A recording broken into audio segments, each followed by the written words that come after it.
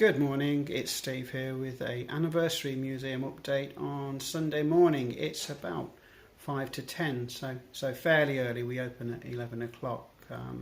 So before we get on with the festivities, a quick update on obviously what happened last night with the government announcing that we are going into a national lockdown next Thursday.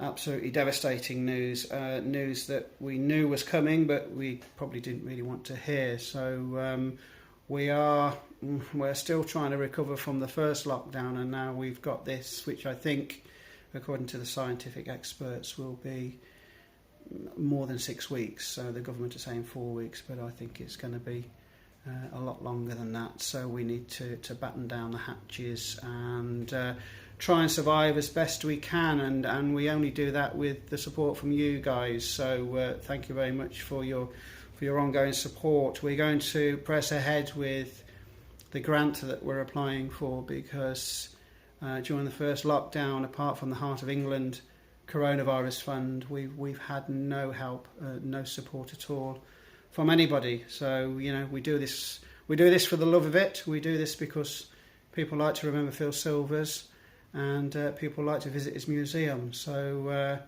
rest assured we'll be sort of working as hard as possible to try and secure some funding so that we can really just cover our overheads during these very uncertain times and come back stronger when this pandemic sort of takes ease a little bit more. But at the moment it's ongoing. I know that it's a great worry for everybody that's a sole trader or an independent business or even an independent museum. And I know that Pete Chambers at that fantastic Coventry Music Museum also shares the same fear that I do, that how do our unique, quirky, off-the-wall museums survive, even when the bigger players are struggling as well. Everybody's struggling during this pandemic, but for us, me and Pete do this because we absolutely love what we're doing. So we're going to have to explore every single financial option that's open to us. Not that we don't do that already, but we certainly need to do it during these times. So that's the dour little speech for this morning. But obviously we are celebrating the 20th anniversary of Phil Silvers' star on the Hollywood Walk of Fame. So 20 years ago, I can't believe it's 20 years ago.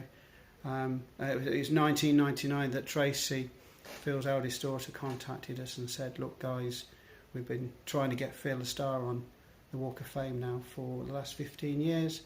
And the Hollywood Committee keep turning us down every single time. So let's try it from the British angle this year. So me and Mick, we got our heads together when we applied to the committee, and after a couple of months they came back and said yes, Phil is deserving of a posthumous star on the Walk of Fame. So so Phil's family flew us over in November, late October, early November, the year 2000, 20 years ago.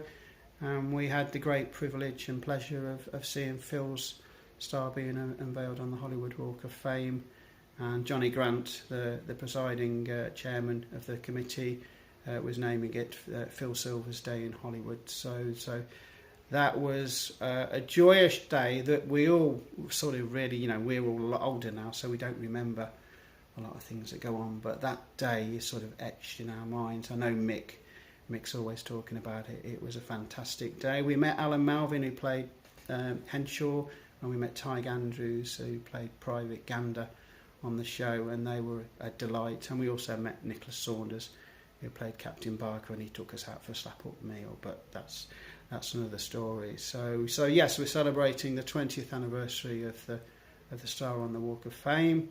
We're also remembering Phil's passing, because it was 35 years ago to the day that Phil Silvers sadly passed away quietly in his sleep. So there'll be some quiet remembrance in the museum today.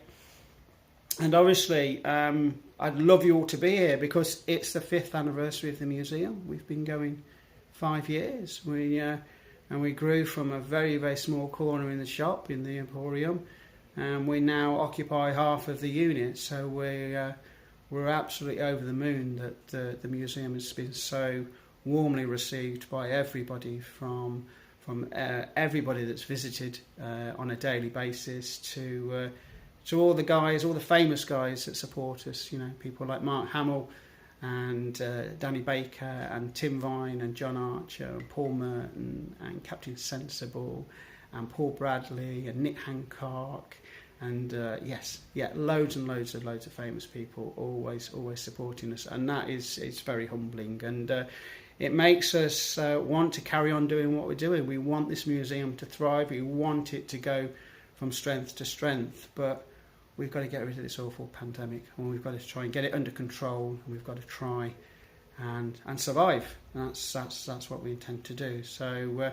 Enough of warbling from me at the moment. What we're going to do is we're going to unveil. Now, I've started to unpackage them, as I said yesterday, because I didn't want everybody to see me tussling for 10 minutes and yawning because I can't get them open. So we're going to open the bigger package that I showed you yesterday. And I gave you a clue yesterday. I put my tea down. Gave you a clue yesterday that this was dated 1948. So it's an original. Let me grab it out. I've been doing some research on the artist, but it's a one-off. These items were rescued before the artist's studio's burnt down. So it's a pastel portrait of Phil, dated 1948. This artist actually painted a lot of very famous celebrities at the time. So I might have to get my knife on this because I don't know how. No, it's going to open. So here we go. Let's get this one open. So obviously I've seen pictures of it, but I've not seen it in the flesh. So this is the first time that I would have seen it. Let me just make sure we've got it the right way. Let's have a look. Okay, we can. Oh, it's going to put me out the screen, but let's not worry. So, have a look at that. That is the first time I've seen it. That's a beautiful pastel painting. We need to get it framed of Phil. What a glorious smile! I can't put that into camera angle again. What a beautiful, beautiful smile. That is absolutely wonderful. So yeah, that will go pride of place in the museum. I'll just pop it down here for the time being. Obviously we expanded during lockdown, but we're now still struggling for space, so I've got to get my thinking cap on and think, where is that going to go? So we'll get it framed first, but that was a lovely piece. Now we have another 3 packages. 2 have arrived, 1 is still in the Royal Mail somewhere, so I'm hoping that will land tomorrow so that I can do an unveiling on Wednesday, which obviously is going to be the last day that the museum is going to be open for the next month or so. So we've the 3 packages have come kindly by the generosity of Laurie Silvers, Phil's youngest daughter. So Laurie's a lovely person, and we are very, very grateful that she's parted with some personal items, you know, and that means so much to us. So without further ado, which one should we open first? We'll open this one first. This is the heavy one I showed you yesterday.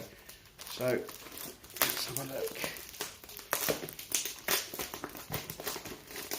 I have to get my knife on this one.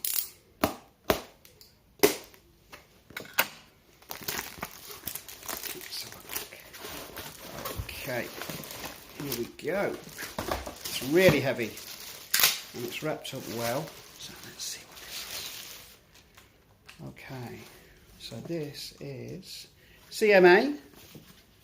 If you can see that, let me turn around a little bit so you can see what that is. CMA, try to get myself in. It's actually Phil's original transcript for his autobiography, which he wrote and published in 1973. So Phil wanted the book to be called, and in America it was called This Laugh Is On Me.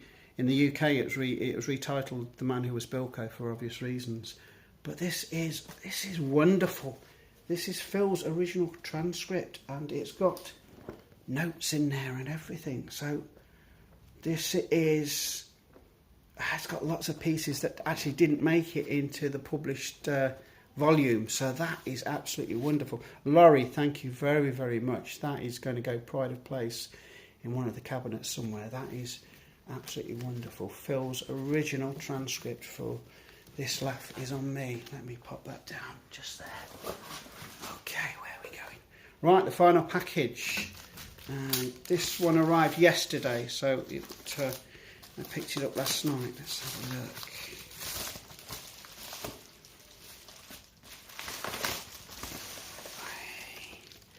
Well, there's a folder in there as well. Let's have a look.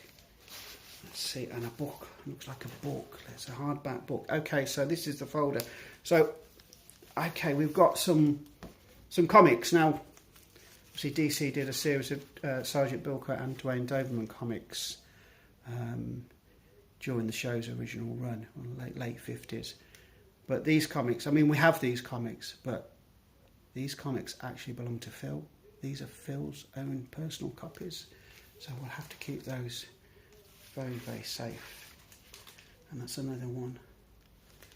Great covers, great artwork. Smells old as well, that old smell, which, the old bookshop smell we all love. And it looks like there's some photographs in here, so I'll just go through these individually and see. Oh, there's Phil with Burgess Meredith, from 1941. That's it. He plays an obnoxious, surprise, he plays an obnoxious ice cream salesman. Yeah, wonderful. And Phil's TV guide. So yeah, these items all belong to Phil, and they've come via Laurie, so we're absolutely stoked, so happy. It's nice to get some happy news on what has been such a horrible weekend, obviously with this ongoing pandemic, and obviously the tragic news that we lost the great Sean Connery as well, and Bobby Ball and Sean Connery in a week. It's just horrendous. So it's nice to have some good news for a change. And I don't know if you can see that. That's Phil on stage. It's not going to come up very well, but these are original photographs. I can't believe that we've got this. Oh, this one. It's wonderful. That's a picture of Phil in his apartment, late 70s, and you can see all the photographs of his daughters on the wall. And he's on the phone. Phil was always on the phone. He loved telephones. You'll see that in Bilko. He always loved telephones. And we have... this is a really old photo. Unfortunately, it's not captioned, so I might have to ask Laurie if she can remember what this one's about. But it's a very early Phil with hair, and he's clowning with somebody, obviously going through one of his routines. So I'll try and get some information on that. But that is absolutely wonderful. Wonderful, wonderful. That's the folder there. And then we've got this, what looks like a hardback book. Let me turn it round the right way. What have we got?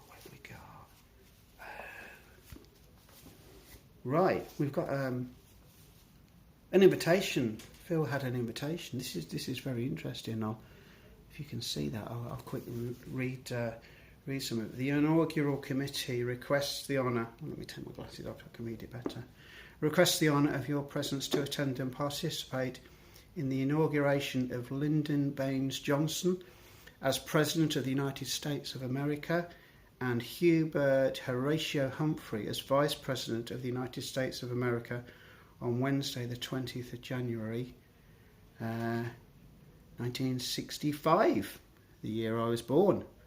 In the city of Washington. So that is Phil's invitation to that special ceremony in Washington. Thank you, Laurie. Again, that is absolutely wonderful. Put my glasses back on. Okay, and this has got a few bits in there. Let me just... Oh, wow. Now, this must be... you can see Phil's signature there. This must be Phil's original script to the revival he did for a funny thing happened on the way to the Forum in 1972. That is absolutely wonderful. Let's have a quick flick through. It's quite fragile, so it's got all handwritten notes in there and scribbles and amendments. So that is one show I would have loved to have, I mean, I would love to have seen Phil live in all the shows he did, but that is absolutely wonderful. So 1,000 thanks to Laurie and the rest of the family for being so kind and generous and helping Phil's museum flourish, especially on this special day. That's it for the time being. I'll give you possibly our last update on, I might be in on Tuesday, depending how things go. I will definitely be open Wednesday. If anyone's local and wants to pop in and just see the museum before we go into our national lockdown, please feel free, pop down. You'll be made most welcome. I might even make you a cup of tea as well. So that's it. So yeah, lots of bad news. Hopefully this is a bit of good news for you. You've shared in some of the enjoyment that I get from receiving these lovely items, and stay safe. Adhere to all the rules in the national lockdown. Let's get rid of this damn virus or get it under control as quickly as possible, because we all deserve, a much better life than we're living at the moment. So we're going to plough on, and we're going to carry on and try and secure our future. We're in various discussions at the moment regarding the running of the shop and the museum.